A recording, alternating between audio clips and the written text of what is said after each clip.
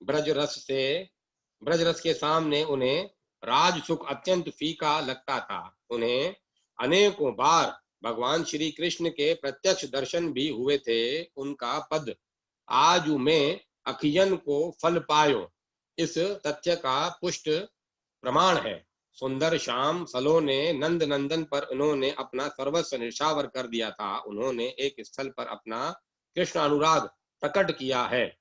प्यारो ब्रज को ही सिंगार, मोर पखा अरु लकुट बांसुरी, गर गुंजन को हार, बन बन गोधन संग डोलिबो, गोपन सो कर यारी, सुनी सुनी के सुख मानत मोहन ब्रज बासिन की गारी, विधि सेव से सनक नारद से, जाको पार न पावे, ताको घर बाहर ब्रज सुंदरी, नाना नाच नचावे। ऐसो परम छबीलो ठाकुर कहो काहि नहीं भावे, ब्रज निधि सोई जानी है यह रस, जाहि श्याम अपनावे। ब्रज निधि ने अपनी सरस और भक्तिपूर्ण पद रचना में परम रसिक नागरी दास जी की काव्य परंपरा का अनुगमन किया। नागर समुच्चय के पदों से उनकी रचना का अधिक साम्य है। वास्तव में उनका जीवन धन्य था कि संघर्ष में रहकर भी उन्होंने अपने उपास्य राधा कृष्ण की भक्ति का अलौकिक आनंद लाभ किया। संवत 1860 ईस्वी में उनका देवासन हो गया। भक्त प्रेम निधि प्रेम की साक्षात मूर्ति थे। उन पर भगवान की प्रेममयी कृपा की निरंतर वृष्टि होती रहती थी। प्रभु के सुख और संतुष्टि में ही वे अपना मंगल देखते थे। भगवान के मंगलमय विधान में उनकी अडिंग आस्था थी। वे आगरा में रहते थे। भगवान की सेवा के लिए वे सूर्योदय से पहले ही यमुना नदी से जल लाया करते थे। उनका निवास स्थान यवनों की बस्ती के निकट था। अतएव आशंका बनी रहती थी कि सूर्योदय के बाद जल छू न जाए।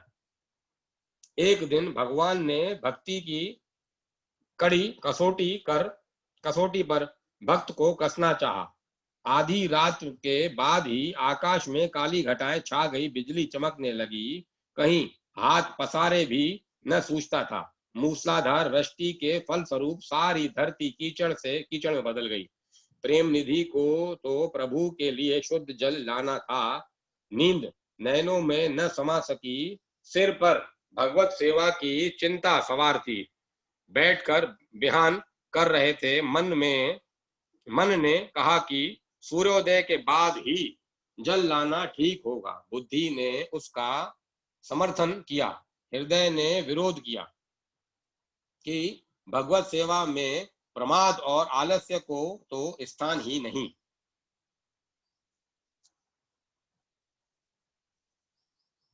विवेक ने भक्त के भाव विकास में बल दिया।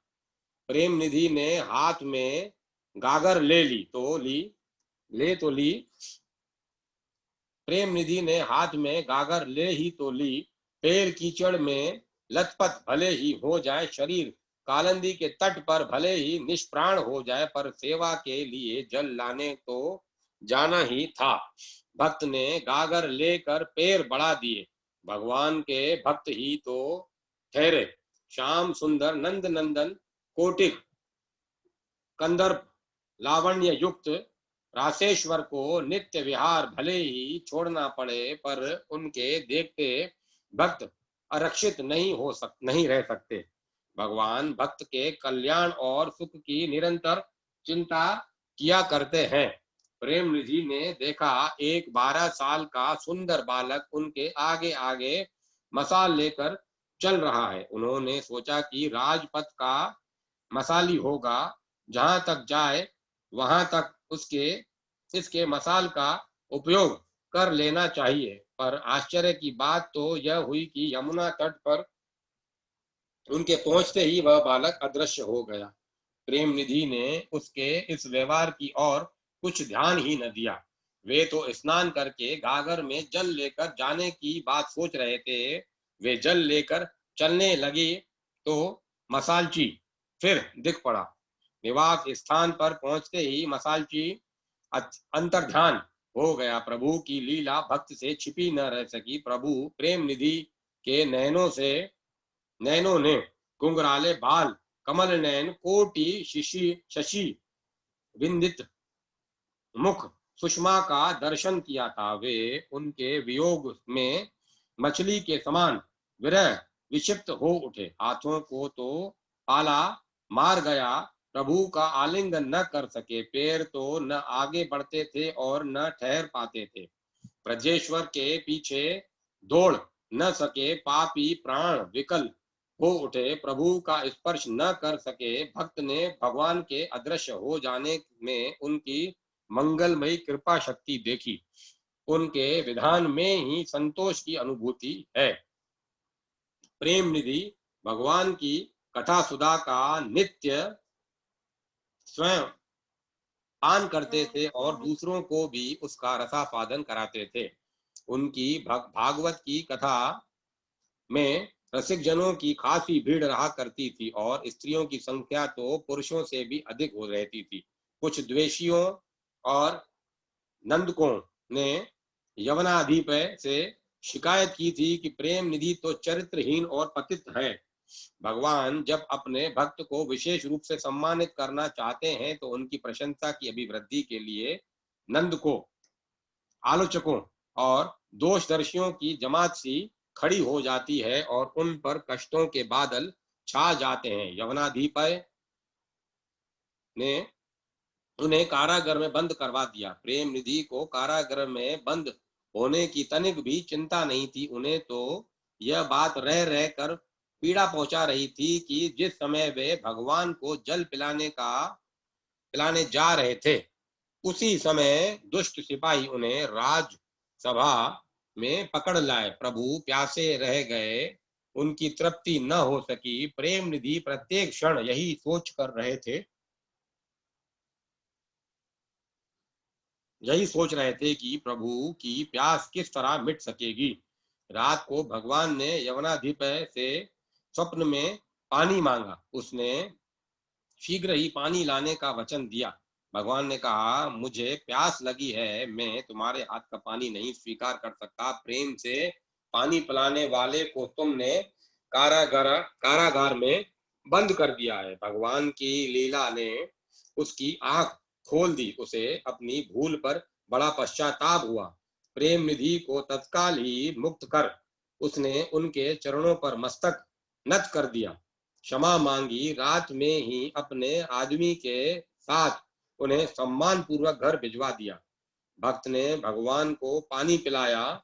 जिन अधरों की प्यास बुझाने के लिए निकुंजाधीश्वरी स्वयं हाथ में दिव्य स्वर्ण पात्र में यमुना जल लेकर सेवा में सर्वस्व समर्पण करती रहती हैं, उनकी संतुष्टि भक्त कर सके। यह तो भगवान की महिमा और स्वजनों के प्रति प्रगाढ़ प्रेम ही है।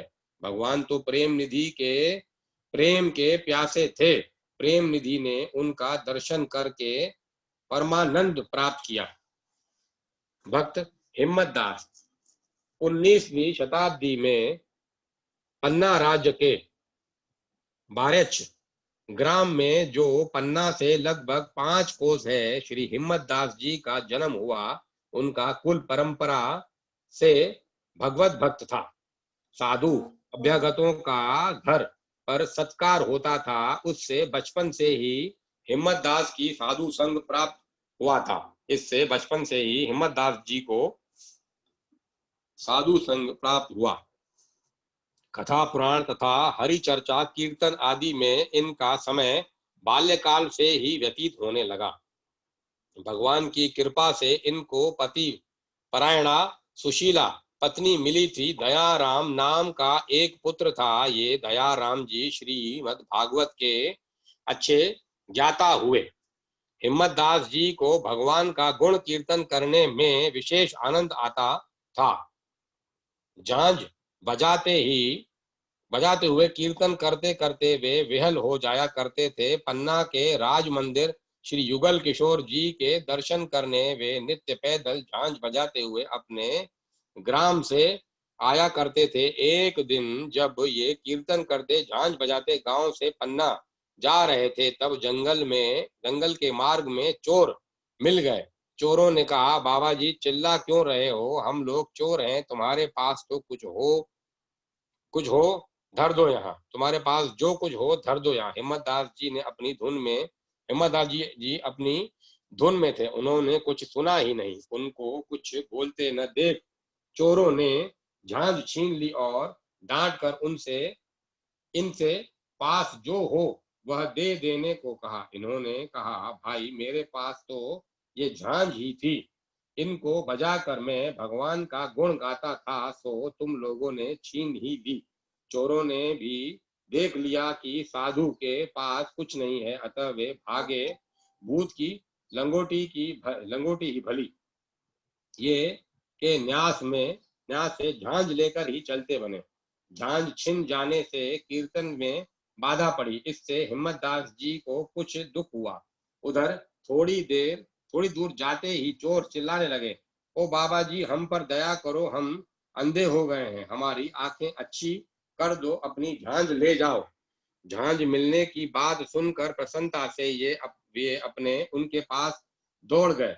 उनका शब्द सुनते ही झांझ भूमि में डालकर चोर पैरों पर गिर पड़े। भगवान का स्मरण करके उन्होंने उनके नेत्रों पर हाथ फेरा। वे लोग फिर देखने लगे। इनसे उन्होंने कहा, अब चोरी करना छोड़ दो, किसी को कभी सताना मत, भगवान का भजन करके जीवन को सफल बनाओ। उनके इनके उपदेश से चोरों ने चोरी छोड़ दी, वे भगवान के भजन में लग गए। सच्चे साधु के क्षण भर के संग की ऐसी ही अपूर्व महिमा है। चोरों के मार्ग में मिलने से हिम्मत दास जी को पन्ना पहुंचने में रात हो गई। श्री युगल किशोर जी की संध्या आरती ब्यारू आदि होकर शयन हो चुका था। वहां पहुंचने पर पहरेदार ने उन्हें बताया कि अब दर्शन नहीं हो सकेगा, अब तो पट बंद हो गए हैं। उसी समय भगवान का ध्यान करके उन्होंने कहा, कपटिन को लागे रहे हिम्मत दास कपाट, प्रेमिन के पग धरत ही खुले कपाट झपाट। इतना कहते ही मंदिर के पट अपने आप खुल गए। प्रेम में विहल होकर ये स्तुति करने लगे।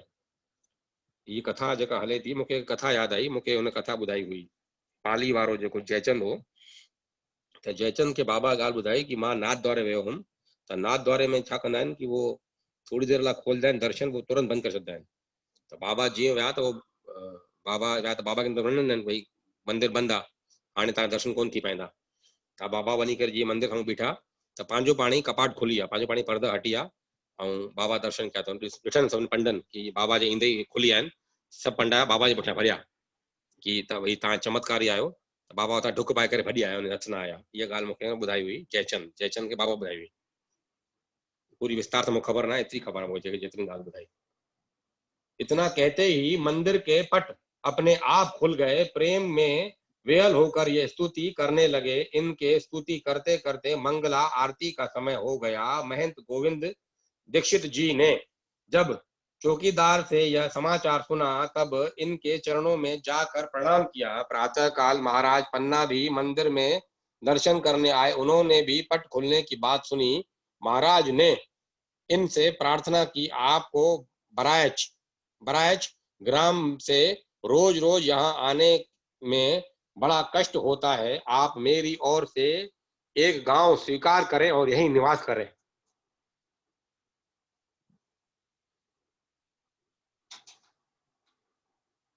लेकिन भगवान के लाडले भक्त माया के ऐसे प्रलोभन में नहीं आया करते।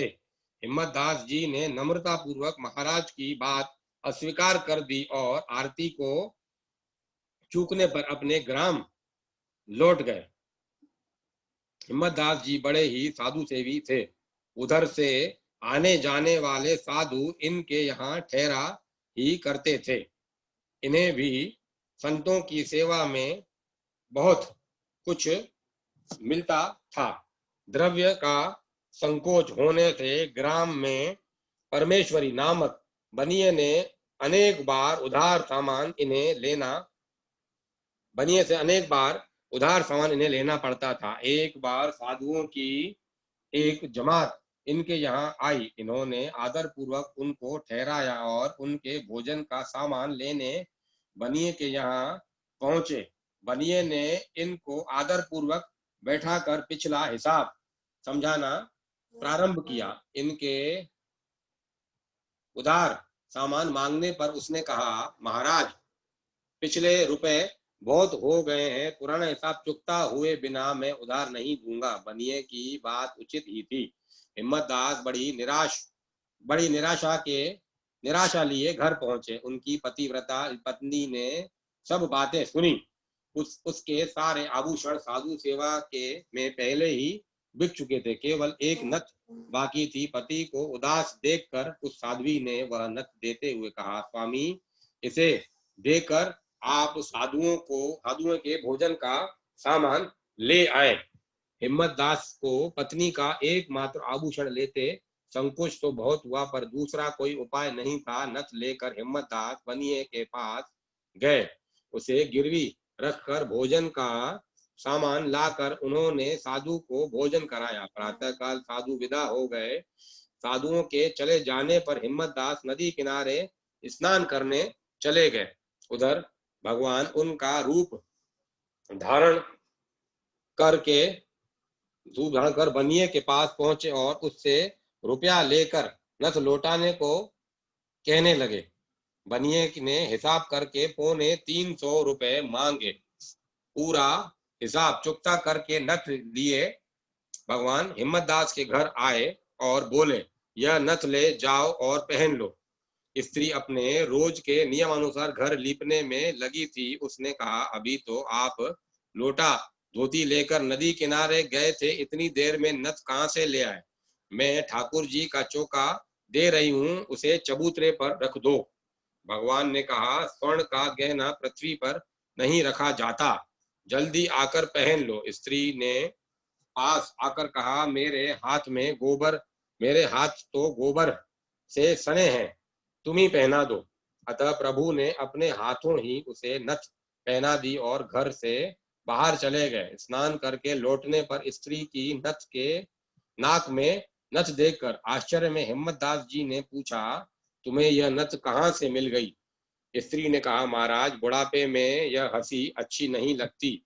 अभी आप अपने हाथ से आप ही तो पहना गए हैं। मैंने तो अभी गोबर के हाथ भी नहीं धोए। हिम्मत दास घर से सीधे बनिए के पास जाकर पूछने लगे, मेरी नथ तुमने किसके हाथ बेच दी?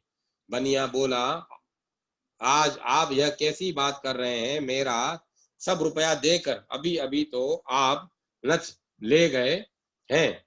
यह बही रखी है और यह इस पर हिसाब चुकता होने के दस्तखत हैं।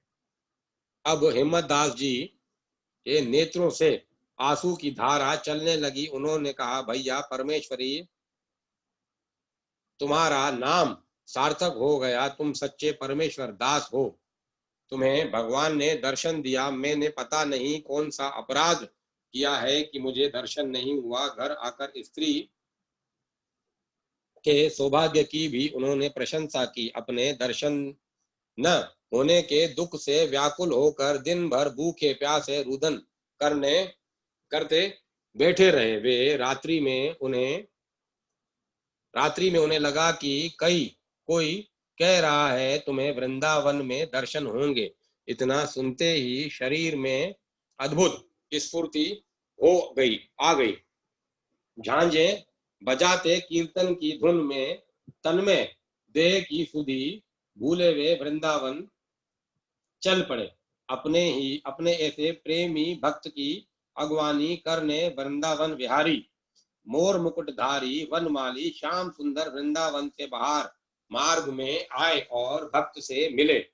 भगवान ने कहा, तुम 7 दिन के भूखे प्यासे हो, आओ इस कदम के नीचे हम सब भोजन करें। प्रभु की आज्ञा मानकर उन्होंने महाप्रसाद ग्रहण किया।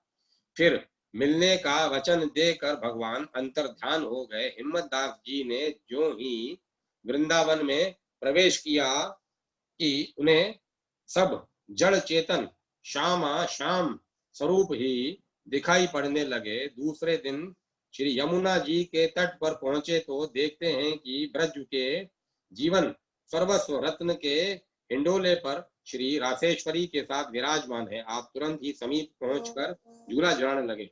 वृंदावन से अपने मथुरा की यात्रा की, ब्रज के समतल समस्त पावन स्थलों पर जाकर उनके दर्शन किए। गोकुल पहुंचने पर श्याम सुंदर ने उन्हें अपने बाल रूप का दर्शन दिया। ब्रज के पावन क्षेत्रों की यात्रा करके ये फिर घर लौट गए और जीवन पर्यंत श्री वृंदावन बिहारी के स्मरण भजन में लीन रहे। बालक मोहन दीन दुखी असहाय की सेवा सार संभाल, जो अपनी जो करी सके बिना बिहारी लाल। एक छोटे से गांव में एक दरिद्र विधवा ब्राह्मणी रहती थी। एक 6 वर्ष के बालक के अतिरिक्त उसके और कोई नहीं था। वह 2-4 भले घरों से भिक्षा मांग कर अपना तथा बच्चों का पेट भर लेती और भगवान का भजन करती थी।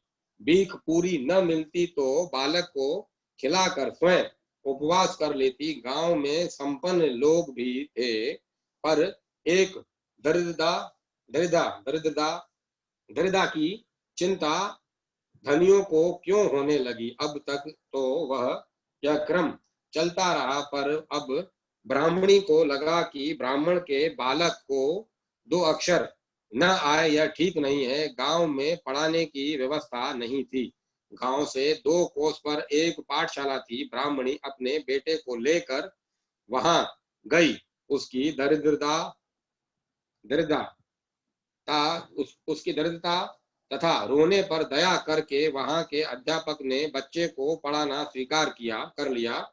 उस समय पढ़ने वाले छात्र गुरु गृह में रहते थे, किंतु ब्राह्मणी का पुत्र मोहन अभी बहुत छोटा था और ब्राह्मणी को भी अपने एकमात्र पुत्र को देखे बिना चैन नहीं पड़ सकती थी। अतः मोहन नित्य प्रातः पढ़ने जाता और सायंकाल घर लौट आता।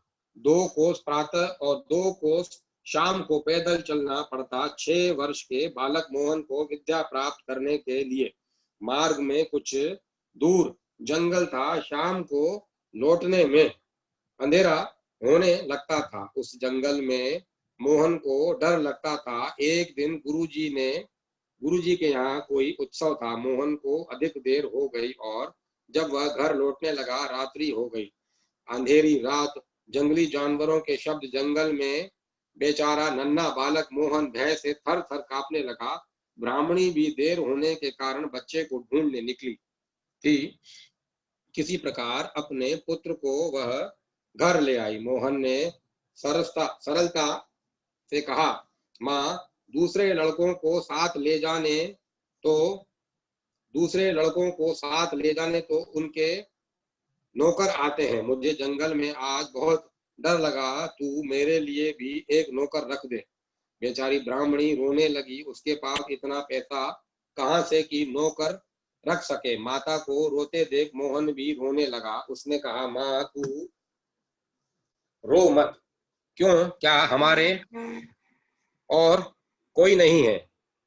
अब ब्राह्मणी क्या उत्तर दे। उसका हृदय व्यथा से भर गया। उसने कहा, बेटा, गोपाल को छोड़कर और कोई हमारा नहीं।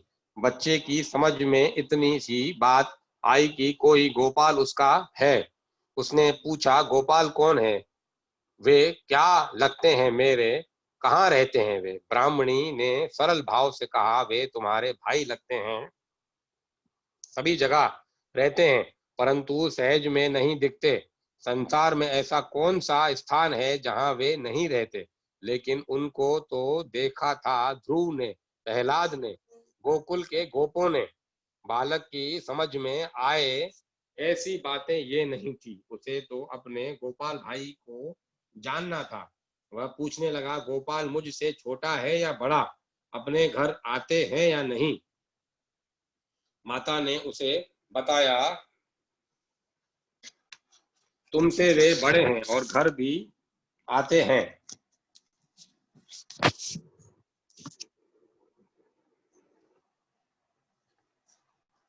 हम हम लोग उन्हें देख नहीं सकते।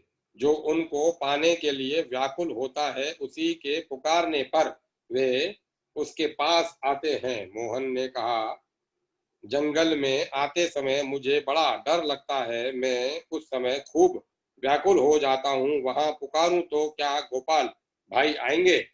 माता ने कहा, तू विश्वास के साथ पुकारेगा तो अवश्य ही आएंगे। मोहन की समझ में इतनी बात आई कि जंगल में अब डरने की आवश्यकता नहीं है। डर लगने पर मैं व्याकुल होकर पुकारूंगा तो मेरा गोपाल भाई वहां आ जाएगा। दूसरे दिन पाठशाला से लौटते समय जब वह वन में पहुंचा, उसे डर लगा। उसने पुकारा, गोपाल भाई तुम कहाँ हो? मुझे यहाँ डर लगता है, मैं व्याकुल हो रहा हूँ। गोपाल भाई जो दीन बंधु हैं, दीनों के पुकारने पर वह कैसे नहीं बोलेगा? मोहन को बड़ा ही मधुर स्वर सुनाई पड़ा, भैया तू डर मत, मैं यह हूँ। यह स्वर सुनते ही मोहन का भय भाग गया। थोड़ी दूर चलते ही उसने देखा कि एक बहुत ही सुंदर दुर्वादल श्याम पीताम्बरधारी कमल लोचन ग्वाल बाल उसके पास आ गया। वृक्षों के बीच में निकलकर वृक्षों के बीच से निकलकर वह हाथ पकड़कर बातचीत करने लगा, साथ साथ चलने लगा, उसके साथ खेलने लगा। वन की सीमा तक वह पहुंचाकर लौट गया। त्रैतापधारी भव भय निवारक गोपाल भाई को पाकर मोहन का भय जाता रहा। घर आकर उसने जब माता को सब बातें बताई, तब वह ब्राह्मणी हाथ जोड़कर गदगद हो अपने प्रभु को प्रणाम करने लगी। उसने समझ लिया कि जो दया में द्रौपदी और गजेंद्र की पुकार पर दौड़ पड़े थे, मेरे भोले बालक की पुकार पर भी वही आए थे। अब मोहन वन में पहुंचते ही गोपाल भाई को पुकारता और वे झट आ जाते। एक दिन उसके गुरु जी के पिता के श्राद्ध का आयोजन पाठशाला में होने लगा। सभी विद्यार्थी कुछ न कुछ भेंट देंगे। गुरुजी सबसे कुछ न कुछ लाने को कह रहे थे।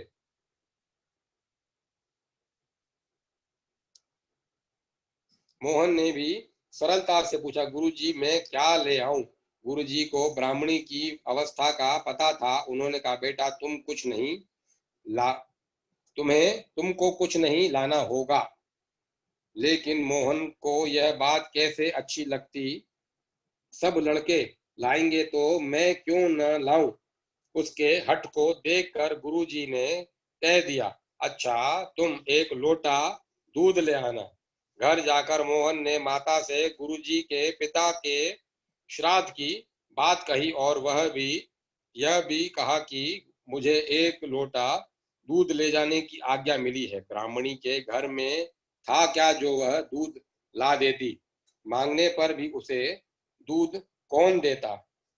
लेकिन मोहन ठहरा बालक।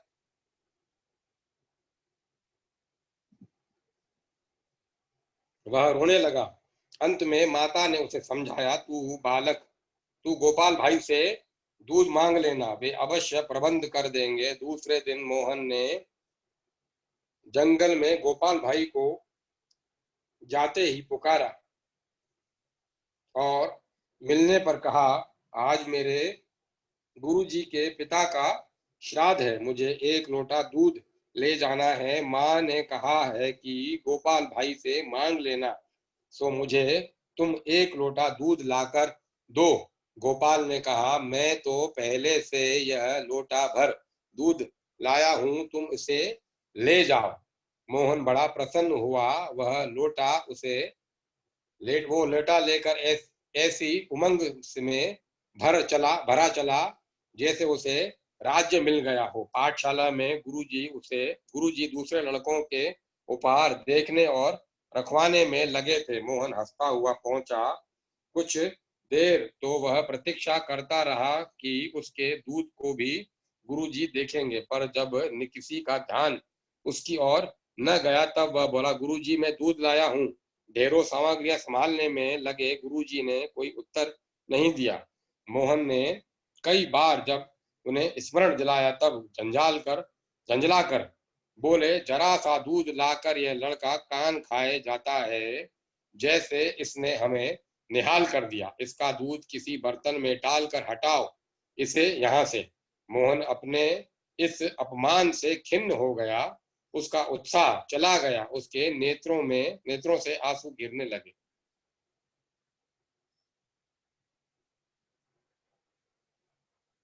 नौकर ने लोटा लेकर दूध कटोरे में डाला तो कटोरा भर गया, फिर गिलास में डाला तो वह भी भर गया, बाल्टी में डाला तो वह भी भर गई। भगवान के हाथ से दिया हुआ लोटा भर दूध तो अक्षय था। नौकर घबरा कर गुरुजी के पास गया। उसकी बात सुनकर गुरुजी तथा और सब लोग वहां आए। अपने सामने एक बड़े पात्र में दूध डालने को उन्होंने कहा।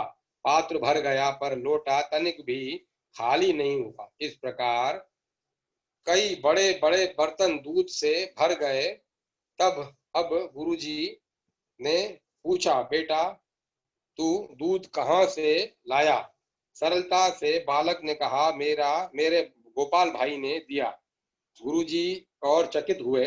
उन्होंने पूछा, गोपाल भाई कौन? तुम्हारे तो कोई भाई है नहीं। मोहन ने दृढ़ता से कहा, मैं है क्यों नहीं, गोपाल भाई मेरा बड़ा भाई है। वह मुझे रोज वन में मिल जाता है। माँ कहती है कि वह सब जगह रहता है पर दिखता नहीं। कोई उसे खूब व्याकुल होकर पुकारे तभी वह आ जाता है। इस उससे जो कुछ मांगा जाए वह तुरंत दे देता है। अब गुरुजी को कुछ समझना नहीं था। मोहन को उन्होंने हृदय से लगा लिया। श्राद्ध में उस दूध से खीर बनी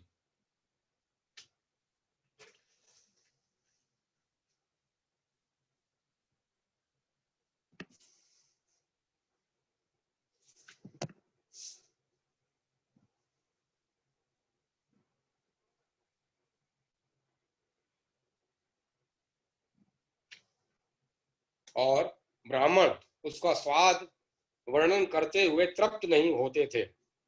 गोपाल भाई के दूध का स्वाद स्वर्ग के अमृत से भी में भी नहीं, तब संसार में किसी पदार्थ के में कहां से होगा।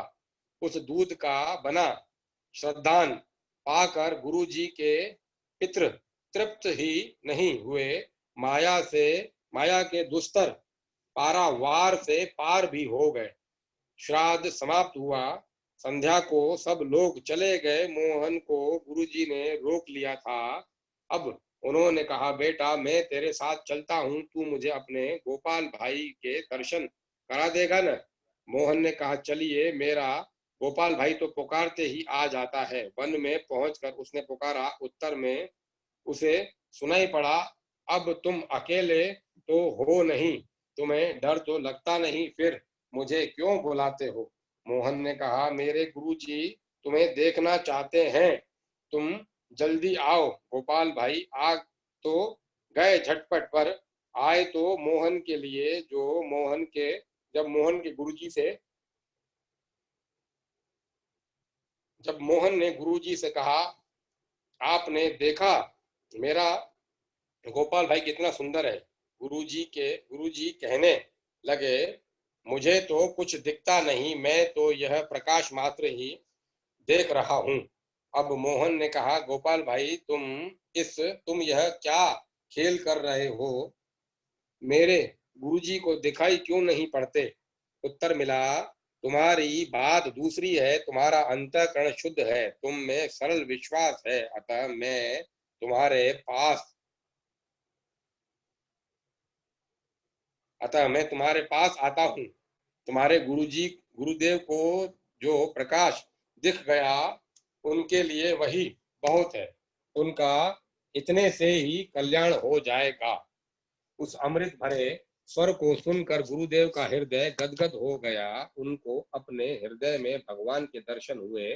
भगवान की उन्होंने स्तुति की। कुछ देर में जब भगवान अंतर ध्यान हो गए, तब मोहन को साथ लेकर वे उसके घर आए और वहां पहुंचकर उसके नेत्र भी धन्य हो गए। गोपाल भाई उस ब्राह्मणी की गोद में बैठ गए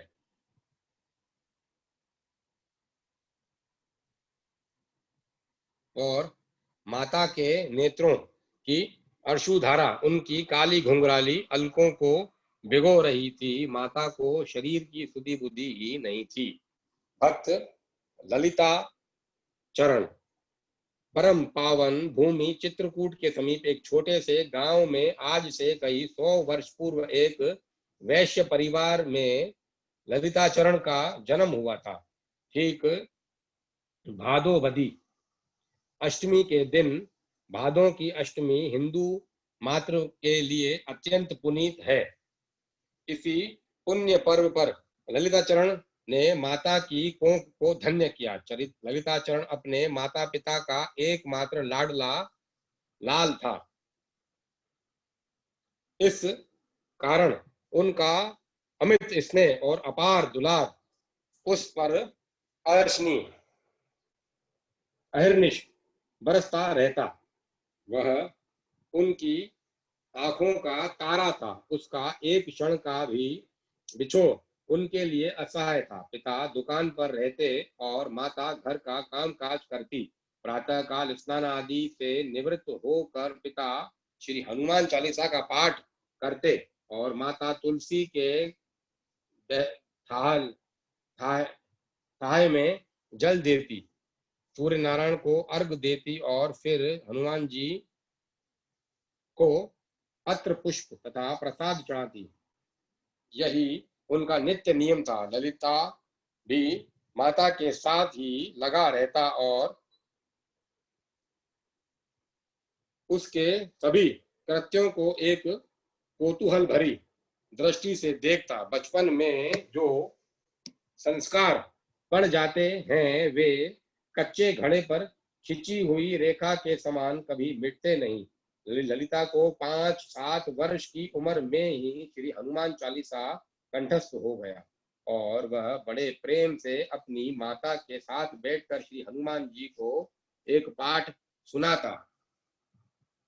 यूं करते करते उसकी श्री हनुमान जी में और हनुमान चालीसा में प्रीति हो गई और वह उत्तरोत्तर बढ़ती गई। प्रातः काल स्नान करके स्वच्छ धुले हुए वस्त्र पहनकर वह पूजा घर में चला जाता और प्रेम गदगद वाणी से पाठ करता। कभी कभी पाठ करते हुए उसे ऐसा बोध होता कि साक्षात हनुमान जी उसके मस्तक पर हाथ रखे हुए हैं और उसे अपनी अमृतमय स्नेह दृष्टि से नहला रहे हैं। ऐसे समय स्वभावतः ही ललिताचरण की आंखों से प्रेम प्रेम अश्रुओं की अविरल धारा बहने लगती।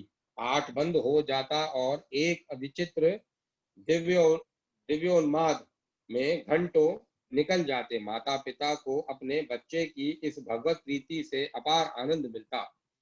एक बार की बात है, ललिताचरण के गांव के पास ही एक गांव में रास लीला हो रही थी। संयोग से ललिताचरण भी पहुंच गया था। उस दिन गोपियों की विरह लीला का प्रसंग था। भगवान श्री कृष्ण वृंदावन से मथुरा जाने लगे।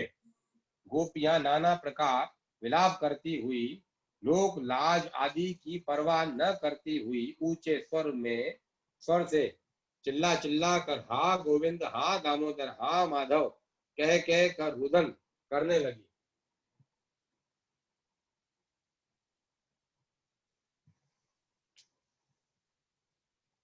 उधर गोपियां रो रही थी, इधर ललिताचरण रो रहा था। आज एकाएक उसने अपने को गोपी भाव में तल्लीन पाया। घंटों उसकी विचित्र दशा रही। आंसुओं से उसका वक्ष स्थल भीग गया। आहो और सिसकियों का तांता लग गया, हृदय में सोया हुआ विरह जाग पड़ा। रास लीला चल रही थी, गोपियों की दशा देखकर उद्धव जी मथुरा लौटकर आ गए और बड़े ही करुण स्वर से राधिका जी की दशा का वर्णन कर रहे हैं। ललिता चरण को मालूम हुआ कि यह श्री राधा की दशा उद्धव जी कृष्ण से निवेदन नहीं कर रहे हैं, अपितु साक्षात श्री हनुमान जी ही अपने प्रिय भक्त ललिता की विरह व्यथा श्री कृष्ण को सुना रहे हैं। रास लीला में से लौट आने पर भी कई दिनों तक ललिता चरण उसी दिव्य प्रेमोन्माद में रहा। खाना पीना कुछ भी अच्छा नहीं लगता था, न किसी से कुछ कहता, न किसी की कुछ सुनता, रात दिन रोता ही रहता। हाँ, बीच बीच में श्री हनुमान चालीसा का पाठ चलता रहता, क्योंकि उसके हृदय में यह दृढ़ विश्वास था कि यह सब कुछ श्री हनुमान जी की कृपा से ही प्राप्त हुआ है। रात को उसने एक दिन स्वप्न में सुना, अब वृंदावन जाकर श्री रंगनाथ जी के दर्शन करो, वहां तुम्हारी इच्छा पूरी हो जाएगी। भगवान ने अपने चरणों में तुम्हें स्वीकार कर लिया है। स्वप्न टूटने पर ललिता चरण ने श्री हनुमान जी के संकेत को स्पष्ट समझ लिया और वृंदावन की तैयारी कर ली। रात को फिर स्वप्न में श्री हनुमान जी ने प्रकट होकर द्वादशाक्षरी श्री वासुदेव मंत्र उसके कान में चुपके से सुनाया और एक तुलसी की माला छोड़ गए। दूसरे दिन सवेरे ही ललिता वृंदावन की ओर चल पड़ा। वृंदावन में पहुंचते ही ललिता की दशा कुछ और हो गई, जैसे युगों की बिछड़ी हुई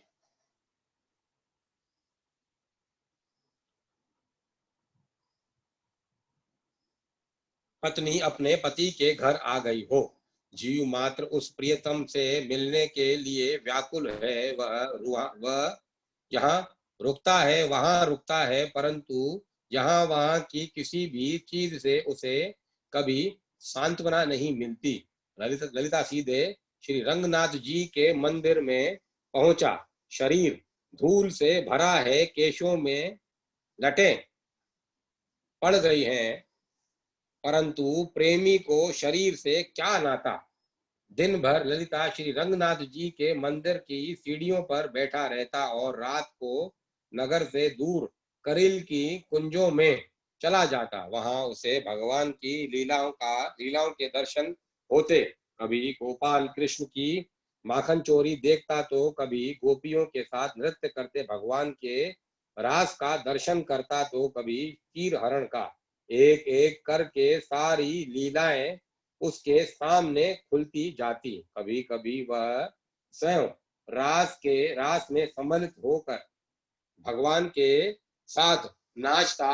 दाहिना हाथ भी श्री कृष्ण के हाथ में, बायां हाथ भी श्री कृष्ण के हाथ में। कहाँ रहता है, क्या खाता पीता है, उसे कोई जानता न था। वह स्वयं भी नहीं जानता था कि कहाँ से यह सब हो रहा है। एक वृद्ध महात्मा रोटी और छाछ उसे पहुंचा जाया करते थे। वह चुपचाप उसे लेकर यमुना जी के किनारे चला जाता और उसे पाकर फिर 2-4 चुल्लू यमुना जल पीकर अलमस्ती में डोला करता था। श्री राम श्री राम श्री राम।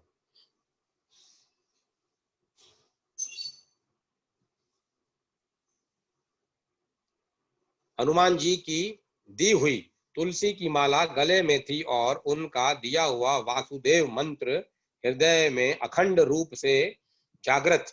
आंखों के सामने आने वाला समस्त रूप, कानों को सुन पड़ने वाला प्रत्येक नाम एकमात्र श्री कृष्ण का ही रूप और श्री कृष्ण का ही नाम हो गया था। सभी रूप उसी अपरूप रूप में घुल मिल गए थे। सभी नाम उस दिव्य नाम में लय हो चुके थे। कानों से कुछ सुनता, उसमें श्री कृष्ण उसमें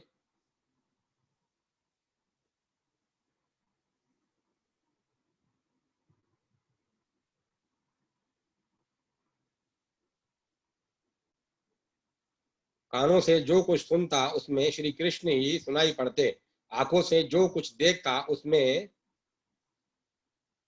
श्री कृष्ण ही दिखाई पड़ते। 15-16 वर्ष इस उन्मुक्ता में एक क्षण की भांति बीत गए। एक भाव एक रस में सारा समय ललिता चरण नहीं था, वह अब साक्षात ललिता सखी बन गया था। आज रास का अपूर्व समारोह है।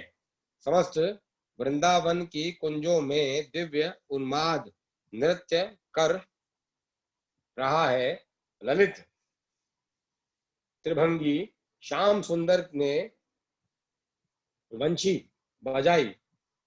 अपनी प्रमुख अष्ट सखियों के साथ श्री कृष्ण रास में पधारे। फिर सहस्त्र सहस्त्र गोपियां पधारी। धन्य है वे जो भगवान की इस दिव्य वंशी ध्वनि के आवाहन को सुनते और सुनकर लोक और कुल की मर्यादा भंग करके सदा के लिए प्राण धन में प्रणय पथ में चल देते हैं। फिर तो मिलन होता ही है, अवश्यमेव होता है। आज ललिता ने भी हृदय खोलकर हरि के वंशी पथ का अनुसरण किया।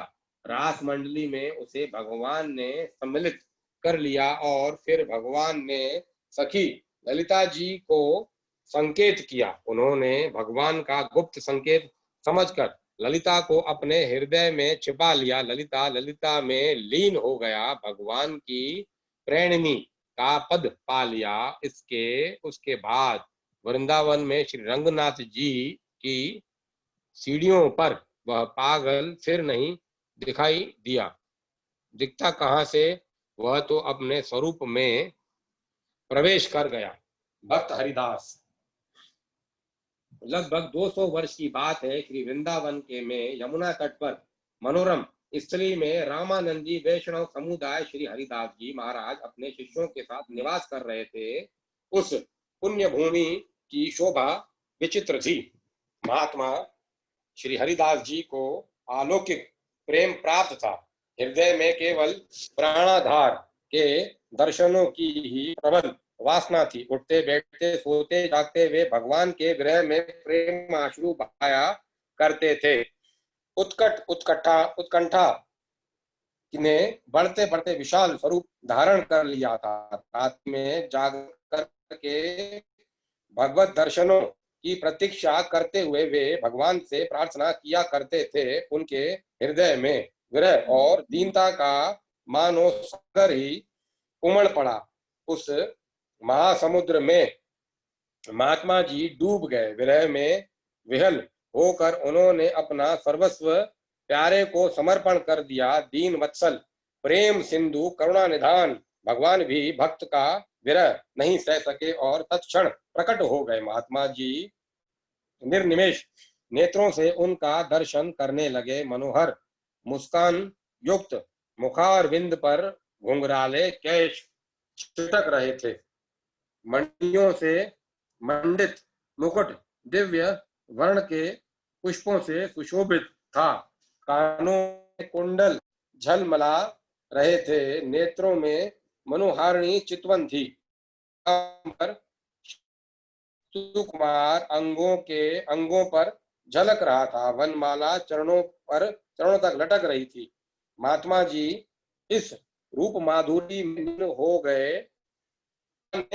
चेत कराया, अपना कर कमल मस्तक पर फेर दिया। महात्मा जी ने चरणों पर मस्तक रख दिया। भगवान जगन्नाथपुरी जाओ। इस वर्ष आषाढ़ में परिवर्तन ले आओ और उसी स्थल पर वृंदावन में स्थापित करो। मैं सब प्रकार से तुम्हारी रक्षा करूंगा। आज्ञा देकर भगवान अंतर ध्यान हो गए। महात्मा जी वियोग से व्याकुल होकर छटपटाने लगे। भगवान की आज्ञा का स्मरण करके महात्मा जी ने धैर्य धारण किया और अपने सुयोग्य शिष्यों को साथ लेकर कीर्तन करते हुए जगन्नाथपुरी की ओर चल दिए।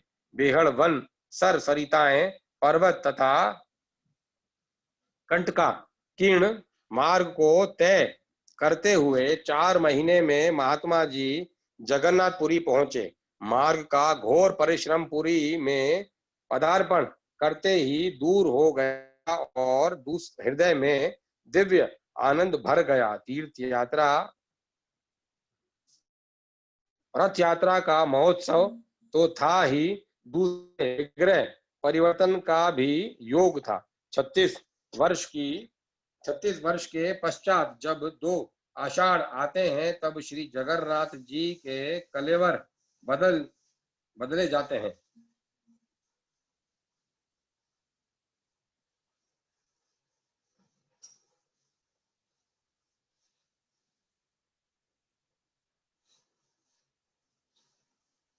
बड़ी भारी प्रतिष्ठा होती है, यज्ञ होता है, वेद पाठ होता है और नाना प्रकार से अभिषेक किया जाता है। इस प्रकार यह महोत्सव में भी महोत्सव था।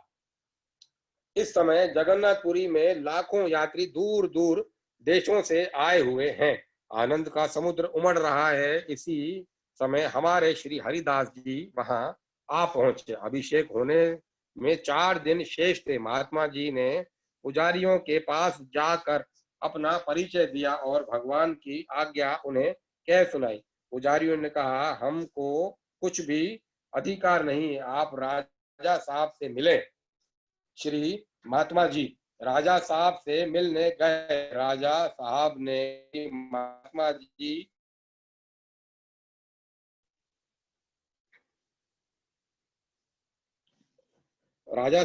महात्मा जी का तेजोमय मुखमंडल देखकर उन्हें उठकर साष्टांग प्रणाम किया और प्रसन्न मन से परिचय पूछकर आने का कारण पूछा। महात्मा जी ने भगवान की आज्ञा सुना दी। राजा साहब ने कहा, महाराज, सर्वदा से ही यही नियम चला आया है कि प्रभु विग्रह समुद्र में प्रवाहित किया कर दिया जाता है पर कर दिया जाता है।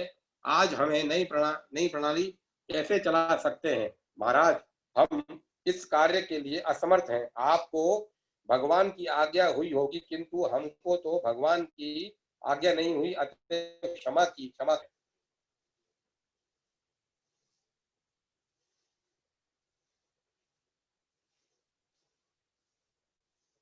महाराज, महात्मा जी, राजन, यदि विग्रह सागर में प्रभावित हो गए होंगे तो मेरा शरीर भी सागर में प्रभावित होगा, क्योंकि मैं अपनी इच्छा से नहीं आया हूँ। राजा साहब ने कुछ उत्तर नहीं दिया। महात्मा जी समुद्र तट पर आकर प्रशांत मन से भगवान का ध्यान करने लगे। अन्न जल त्याग कर एकाग्र चित्त से उसी भुवन मोहन रूप का स्मरण करने लगे, जिस रूप का वे प्रथम दर्शन कर चुके थे।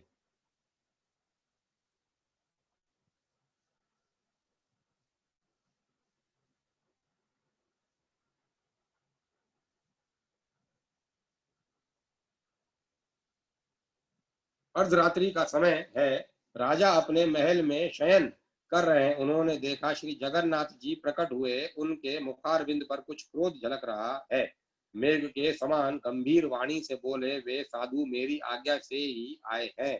तुम भक्तों का तिरस्कार करते हो, जाओ उनसे क्षमा मांगो और उनकी आज्ञा का पालन करो। मेरा एक विग्रह अब वृंदावन में भी रहेगा।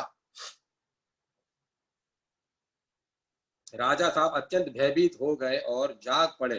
थर थर कांपते हुए शैया से उठकर कर्मचारियों को उन महात्मा जी का पता में ही आज्ञा दी।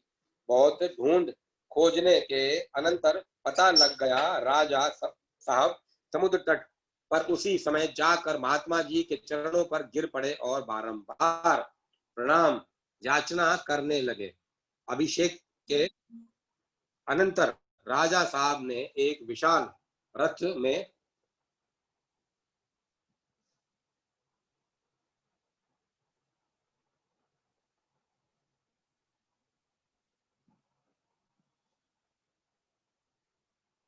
श्री जगन्नाथ जी, श्री बलदाऊ जी, श्री सुभद्रा जी को विराजमान कराया। धन धान्य तथा सोने के साथ महात्मा जी को विदा किया। रथ के सहित धूमधाम से कीर्तन करते हुए महात्मा जी ने कई महीनों में वृंदावन में पदार्पण किया। जिस रथ पर स्वयं भजन करते थे उसी सुर में स्थान पर एक सुंदर मंदिर बनवाकर महात्मा जी ने वे विग्रह स्थापित किए। वृंदावन में वही दिव्य स्थान, वही दिव्य विग्रह, वही सुंदर मंदिर आज भी वर्तमान है। सामने यमुना जी बह रही है, नीचे घाट बना हुआ है जिसे जगन्नाथ घाट कहते हैं। आज भी इस स्थान पर अपूर्व दिव्यता विराज रही है। भजन में स्वाभाविक मन लगता है, शांति का साम्राज्य छाया हुआ है। ठाकुर मेघ सिंह जमींदार थे। रियासत बहुत बड़ी तो नहीं थी परंतु नितांत शूद्र भी नहीं थी। अच्छी आमदनी थी। ठाकुर साहब अक्षरों की दृष्टि से बहुत विद्वान नहीं पर उसे यथार्थ दृष्टि में वे विद्वान थे। पर वैसे यथार्थ दृष्टि में वे विद्वान थे। विद्या वही जो मनुष्य को सच्चे मार्ग की ओर ले जाए, जो विद्या मनुष्य को विपथगामी बनाकर भीषण नरक नाल में जलने को बाध्य करती है, जिसके द्वारा जीवन अभिमान, काम, क्रोध, लोभ, मोह आदि के भयानक तूफान में पड़कर नष्ट भ्रष्ट हो है। विद्या के प्रत्यक्ष कम है। ऐसी विद्या से तो बचना ही चाहिए। ठाकुर मेघ सिंह उस विनाशकारिणी विद्या से बचे थे कि उनकी विद्या ने उनके जीवन को सब और से प्रकाशमय बना रखा था। इससे उनका प्रत्येक कार्य मानव जीवन के परम लक्ष्य को सामने रखकर ही होता था।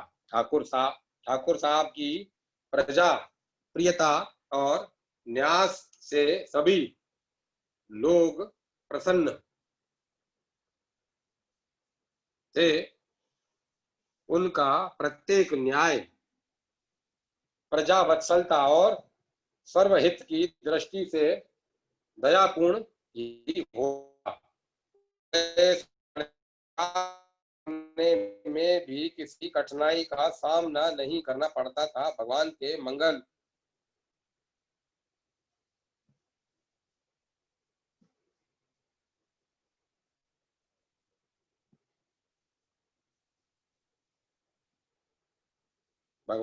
मंगल विधान पर अटल विश्वास होने के कारण उन्हें किसी भी अवस्था में कोई उद्वेग या विषाद नहीं होता था। जहां विषाद या उद्वेग वहां निश्चय ही भगवान पर अविश्वास है। ठाकुर साहब नित्य प्रसन्न मुख तथा प्रसन्न मन रहते थे। भगवान का स्मरण कर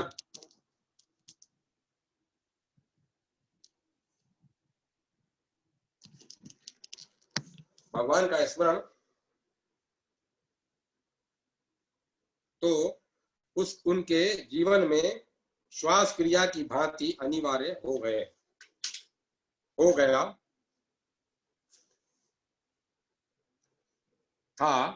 वे नित्य प्रातः काल सूर्योदय से एक पहर पूर्व उठते ही सबसे पहले भगवान का ध्यान करते, तदंतर शौच स्नान से निवृत्त होकर संध्या करते, गायत्री का जप करते, गीता विष्णु सहस्त्र नाम का पाठ करते और फिर भगवान नाम जप में लग जाते थे।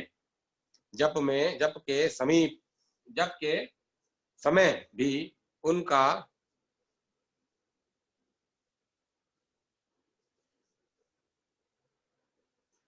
समय भी उनका मानस ध्यान तो चलता ही था। मध्याह्न के समय उनकी पूजा समाप्त होती, तब अभ्यागत अतिथियों को स्वयं अपने सामने भोजन करवाकर भगवत प्रसाद रूप में स्वयं भोजन करते। इसके बाद अपनी रियासत का काम देखने कचहरी में जाकर विराजते और बड़ी धीरता तथा बुद्धिमता से सारा कार्य संभालते तथा झगड़ों को निपटाते। उस समय भी उनका भगवत स्मरण अखंड चलता ही रहता। वे भगवत चिंतन करते हुए भी समस्त कार्य करते। संसार में सब तरह के मनुष्य होते हैं। ठाकुर साहब की पवित्र जीवनचर्या और उनका साधु स्वभाव भी किसी के लिए ईर्ष्या और द्वेष का कारण बन गया। तमसाच्छन हृदय की कुटिलता से दृष्टि बदल जाती है। फिर उसे अच्छे में बुरे, देवता में राक्षस, साधु में असाधु और सत्य में मिथ्या के दर्शन होते हैं। बुद्धि बिगड़ने पर क्रिया का बिगड़ना स्वाभाविक ही है। इसी स्वभाव विपरीतता का शिकार ठाकुर साहब का ही एक सेवक हो गया। वह जाति का चारण था और उसका नाम था भेरू दान। वह ठाकुर का बड़ा विश्वासी था और पहले उसके व्यवहार में भी कोई दोष नहीं था, परंतु किसी देव दुर्विपाक से उसका मन बिगड़ गया और मन ही मन वेरबद्ध सा होकर वह ठाकुर साहब को मारने की बात सोचने लगा। एक दिन ठाकुर साहब को कचहरी में देर हो गई थी। रात्रि का पहला पहर था, कृष्ण पक्ष था। बाहर सब और अंधेरा छाया था। उसी में ठाकुर साहब निकले और कुछ दूर पर स्थित अपने रनिवास की ओर जाने लगे। भेरूदान उनके साथ था। पाप बुद्धि ने जोर दिया।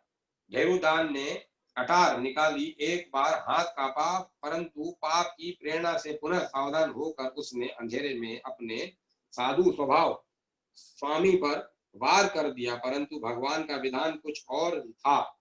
उसी क्षण सामने से दौड़ता हुआ एक सांड आया। ठाकुर तो आगे बढ़ गए और उसका एक सींग भेरूदान की छाती में लगा।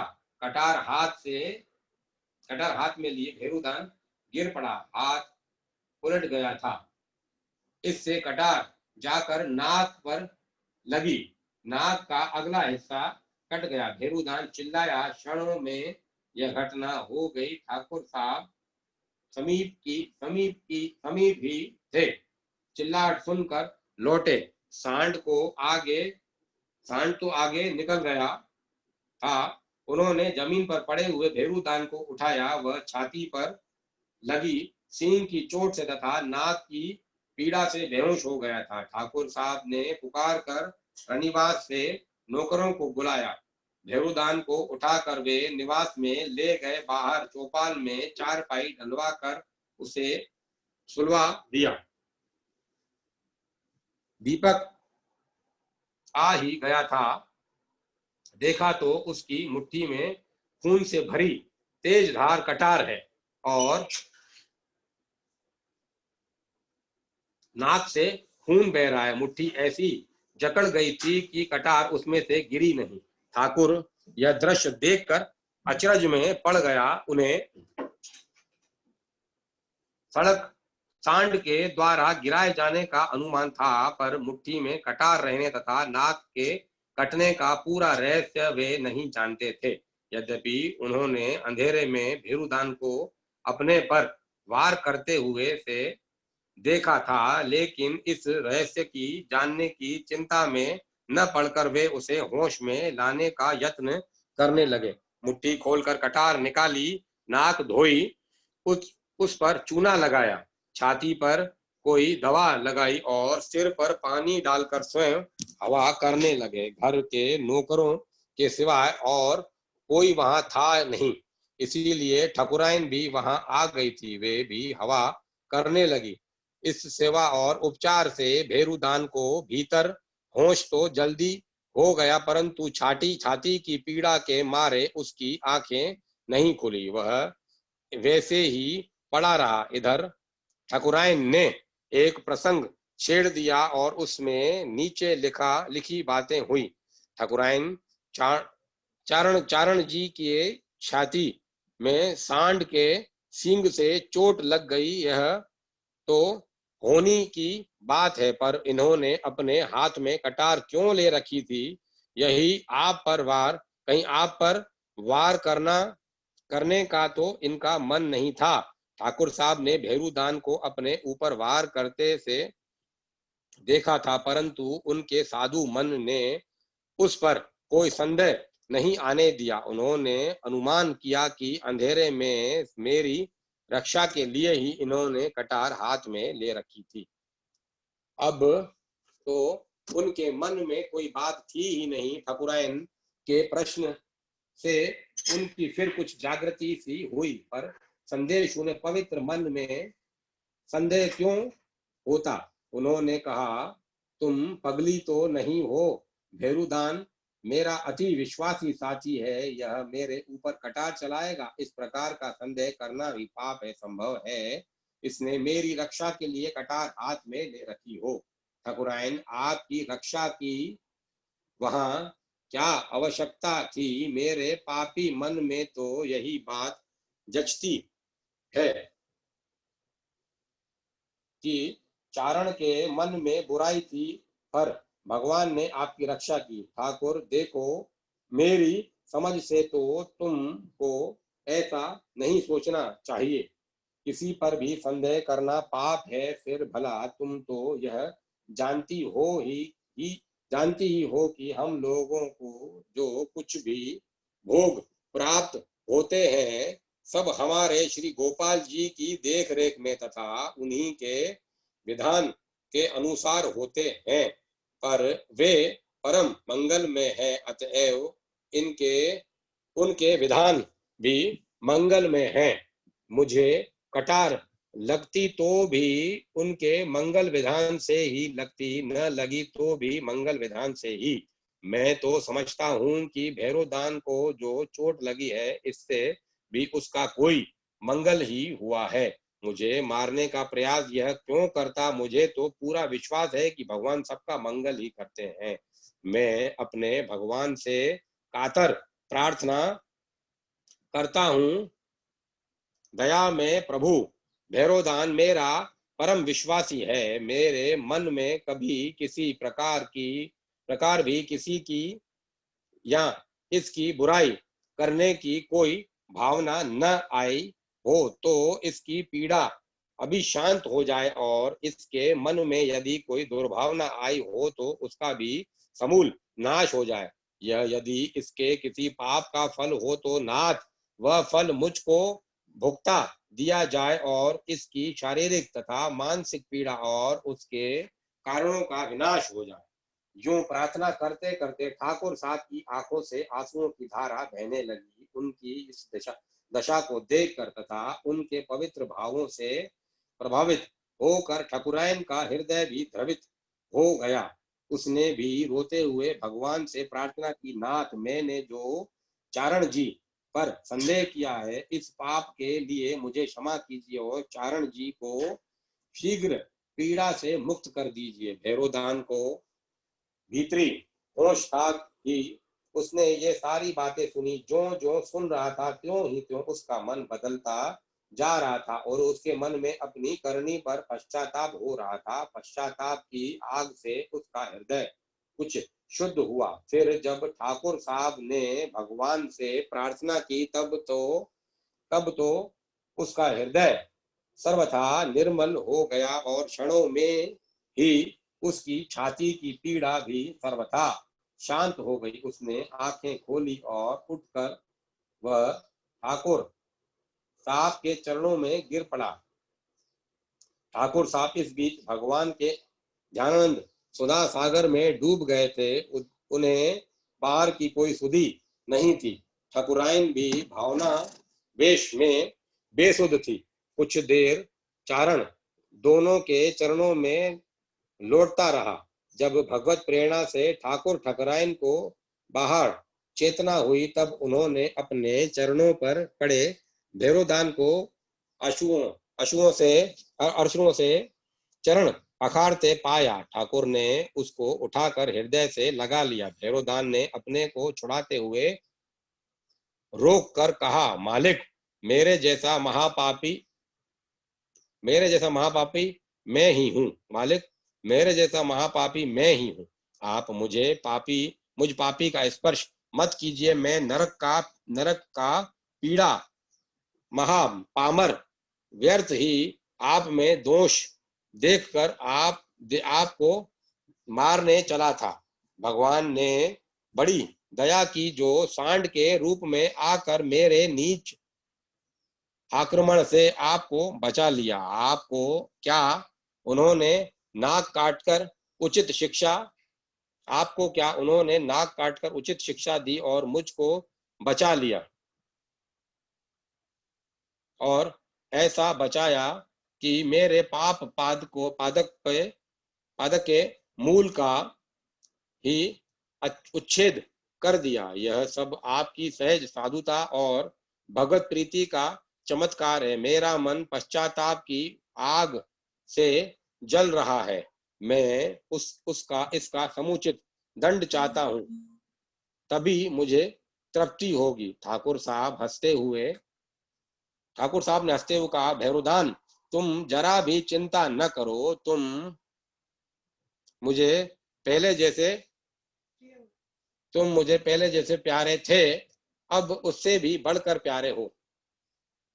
तुम्हारे इस आचरण ने मेरे भगवत विश्वास को और भी बढ़ाया है। इसीलिए मैं तो तुम्हारा बड़ा उपकार मानता हूँ और अपने को तुम्हारा ऋणी पाता हूँ। जिस किसी भी निमित्त से भगवान में विश्वास उत्पन्न हो और बड़े, वह निमित्त देखने में यदि असुंदर भी हो तो भी वस्तुतः बड़ा ही सुंदर, श्रेष्ठ और वंदनीय है। तुम इसमें निमित्त बने, इसीलिए तुम मेरे परम हितकारी बंधु हो। तुम दंड चाहते हो, अच्छी बात है, मैं दंड देता हूँ। तुम्हारे शरीर को ही नहीं, तन मन वचन तीनों को देता हूँ। जब तुम चाहते हो तब उसे सानंद ग्रहण तो करोगे ही। हाँ, यदि तुम ग्रहण करोगे तो मुझको और भी ऋणी बना लोगे। दंड यह है कि शरीर से किसी का कुछ भी बुरा न करके सदा भगवत भाव से सबकी सेवा किया करो। वचन से किसी को कभी कठोर वाणी न कहकर सत्य हित कर मधुर और परिमित वाणी से तथा भगवत नाम गुणादि के दिव्य कीर्तन गायन से सबको सुख पहुंचाया करो। और मन से द्रोह, दंभ, काम, क्रोध, लोभ, विषाद और जगन चिंतन रूपी विषय समूह को निकालकर प्रेम, सरलता, सच्चाई, प्रसन्नता, संतोष और नित्य भगवन चिंतन आदि की अमृत धारा के द्वारा सबका मंगल किया करो। और यह सब भी किया करो केवल भगवान की प्रसन्नता के लिए ही। यही यथार्थ त्रिदंड है। जो इनको धारण करता है वही त्रिदंडी है। तुम इन तीनों दंडों को धारण कर सदा के लिए त्रिदंडी बन जाओ। मैं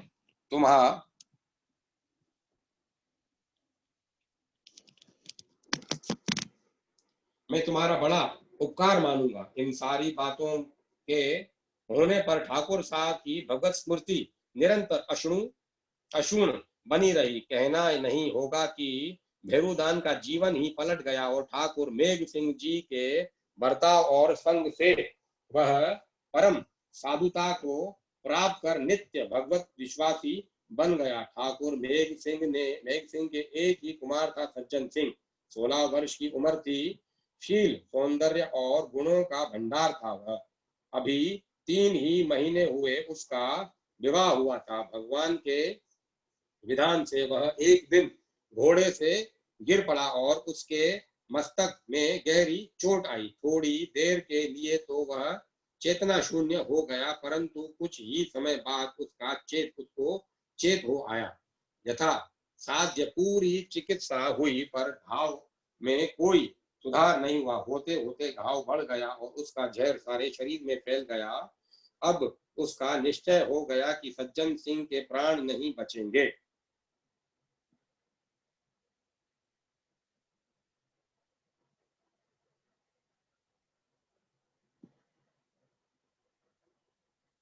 सज्जन सिंह से भी यह बात छिपी नहीं रही। उसके चेहरे पर कुछ उदासी आ गई। ठाकुर मेघ सिंह पास बैठकर विष्णु सहस्त्र नाम का पाठ कर रहे थे। उसे उदास देखकर उन्होंने हंसते हुए कहा, बेटा तुम्हारे चेहरे पर उदासी क्यों है? अभी तुम मेरे पुत्र हो, मेरी जागीर के मालिक हो। तुम्हें मेरे कुंवर का पद मिला है। यह सब तुम्हारे गोपाल जी के मंगल विधान से ही हुआ है। अब उन्हीं के मंगल विधान से तुम साक्षात उनके पुत्र बनने जा रहे हो। अब तुम्हें उनके कुंवर का पद मिलेगा और तुम दिव्य धाम की जागीरी के अधिकारी बनोगे। यह तो बेटा हर्ष का समय है। तुम प्रसन्नता से जाओ। मंगल में प्रभु से मेरा नमस्कार कहना और यह भी कहना कि मेघ सिंह के आपके धाम में तबादले की भी कोई व्यवस्था हो रही है क्या? मुझे कोई जल्दी नहीं है, क्योंकि मुझे तो सदा चाकरी में रहना है, चाहे जहां रहूं, चाहे जहां रखें। परंतु इतना अवश्य होना चाहिए कि आपकी चाकरी में हूं। मुझे इसका स्मरण सदा बना रहे। बेटा यहाँ के संयोग वियोग सब लीलामय के लीला संकेत से होते हैं और होते हैं मंगल के लिए। इस बात का जिसको पता है वह न तो दुख के संयोग से दुखी होता है और न सुख के वियोग से। उसे तो सारी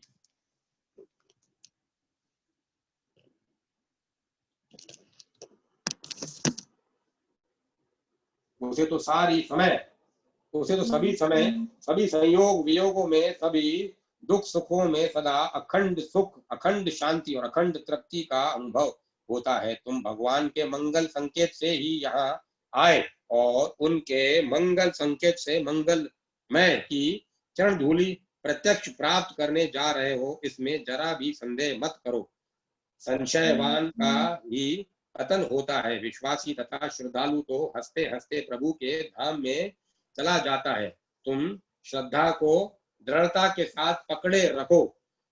विश्वास करो, जरा भी इधर उधर मत होने दो। यहाँ से जाकर तुम वहां उस अपरिसीम अनंत आनंद को प्राप्त करोगे कि फिर यहाँ की सभी सुख की चीजें उसके सामने तुम्हें तुच्छ दिखाई देंगी। रही कुंवारानी की बात, सो उसकी कोई चिंता मत करो। वह पतिव्रता है। वह यहाँ साधु भाव से जीवन बिताकर वह भी दिव्य धाम में तुम्हारे साथ ही श्री गोपाल जी के की चरण सेविका का पद प्राप्त करेगी। बेटा विषयों का चिंतन ही पतन का हेतु होता है। फिर स्त्री पुरुष के विषय जीवन में तो प्रत्यक्ष विषय सेवन होता है। प्रत्यक्ष नरक द्वारों में अनुराग हो जाता है। अतएव वह पतन का निश्चित हेतु है। भगवान ने दया करके उन नरक द्वारों की अनुरक्ति और सेवा से कुंवारानी को मुक्त कर दिया है। यह वह परम भाग्यवती और साध्वी है, इसी से इस पर यह अनुग्रह हुआ है।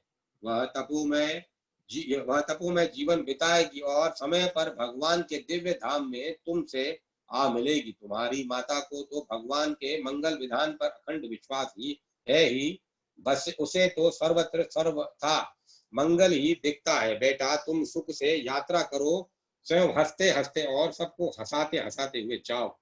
जब सबको यह विश्वास हो जाएगा कि तुम वहां जाकर यहाँ की अपेक्षा कहीं अनंत गुनी विशेष और अधिक सुख की स्थिति को प्राप्त करोगे, तब तुम्हारे वियोग में दुख का अनुभव होने पर भी सच्चे प्रेम के कारण तुम्हारे सुख से वे सभी परम सुखी हो जाएंगे। पर यह विश्वास उन सबको तभी होगा जब तुम विश्वास करके हंसते हंसते जाओगे। ठाकुर की इन सच्ची बातों का सज्जन सिंह पर बड़ा प्रभाव पड़ा। उसका मुखमंडल दिव्य आनंद की निर्मल ज्योति से उदासित हो उठा। उसके होठों पर मधुर हंसी छा गई। उसका ध्यान भगवान गोपाल जी के मधुर श्री विग्रह में लग गया और उसके मुख से भगवान नाम का आचरण होने लगा। फिर देखते ही देखते ब्रह्मांड फटकर उसके प्राण निकलकर दिव्य धाम में पहुंच गए। ठाकुर ठाकुरायन कुंवारानी सभी वहां पर उपस्थित थे, परंतु सभी आनंद मग्न थे, मानो अपने किसी परम प्रिय आदमी को शुभ आनंदमय स्थान की शोभा यात्रा में सहर्ष सोचफुल हृदय से विदा दे रहे हो। ठाकुर ठाकुरायन और कुंवरानी तीनों ने ही अपने जीवन को और भी वैराग्य से सुसंपन्न किया। भगवत रंग में विशेष रूप से रंगा और अंत में यथा समय इस अनित्य मृत्यु लोक से सदा के लिए छुटकारा भगवत धाम में प्रयाण किया। भक्त भुवन सिंह चौहान। अब मैं कथा को यहीं विराम देता हूँ, आगे कल यहाँ से मैं पढ़ूंगा।